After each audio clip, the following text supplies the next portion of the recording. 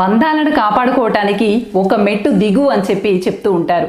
నిజమే, నిజమైనటువంటి బంధాలని కాపాడుకోవటానికి ఒక మెట్టు దిగటం ఏమిటి, వాళ్ళ కోసం ఎన్ని మెట్లైనా దిగి ముందుకు వెళ్దాం. కానీ ఇంతలా రాజీ పడుతున్నాం అనేటువంటి విషయాన్ని అర్థం కానటువంటి వాళ్ళ కోసం ఎన్ని మెట్లు దిగితే మాత్రం ఏం ప్రయోజనం చెప్పండి.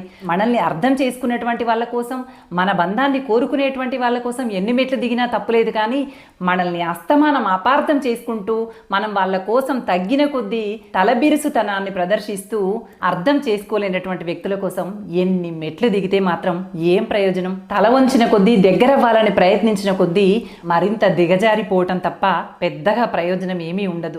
ఒక మెట్టు దిగి మీరు వారితో బంధాన్ని నిలుపుకోవాలనుకున్నప్పుడు వారికి అర్థమయ్యేలాగా చెప్పండి.